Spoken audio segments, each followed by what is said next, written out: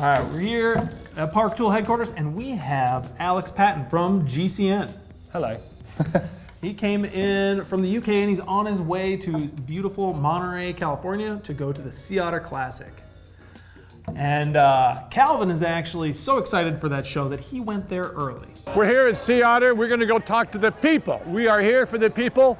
We got some people over here. Let's go talk to them.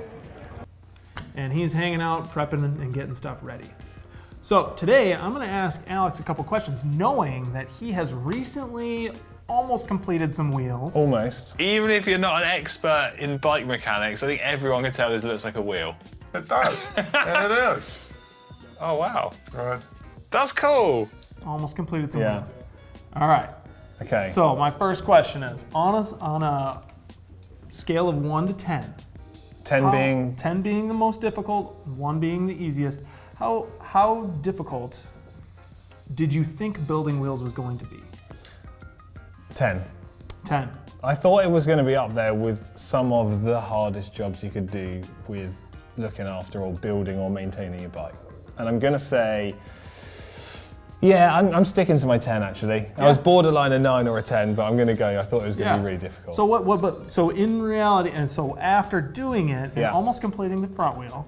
Yeah. So after doing the one wheel complete. That was the easiest one of the two as well. Yeah, the easier one of the two. Yeah, great. But after that one, what would you rate that? So I would rate, the front wheel is obviously the easiest one to do, especially if you're building a rim brake wheel, because you can lace it radially, sorry.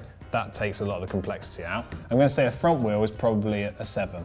7? Yeah, I think 7 is reasonable. Yeah. I think it's a job that if you are someone that is a bit more competent at repairing your own bike or brave enough to take on some of those more involved jobs, I think most people could learn. Mm-hmm. Yeah.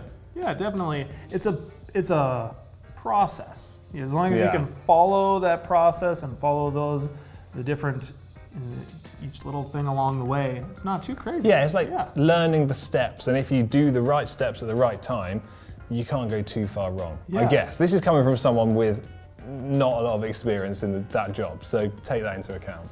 What was the most difficult part?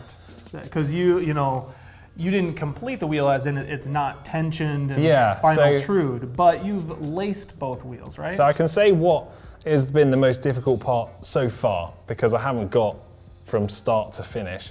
One of the most difficult parts, I'm going to say, and perhaps nerve-wracking parts, is the very start of the process, when you are trying to accurately measure all of the right bits on the hub and then put that information into the spoke length calculators online and then translate that into an actual spoke length that you can order and then get the right spoke nipples. And it feels like at that stage there's a lot of margin for error.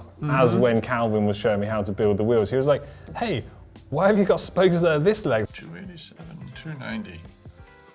That's just gonna be good, because those are pretty close.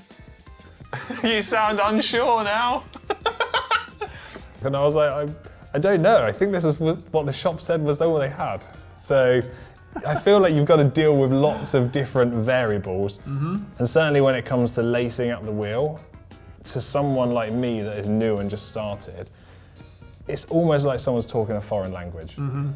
Calvin's, oh, put this piece here, then that one goes under there. You do interlaced or not interlaced, then you count 2, you miss 1, and it seems so confusing, but it's like a muscle memory thing. It is. So it's super easy to Calvin because he's been doing it for a long time. It's just this, just this, just that. But it's almost one of those things where a lot of times the hardest part about a project is getting started.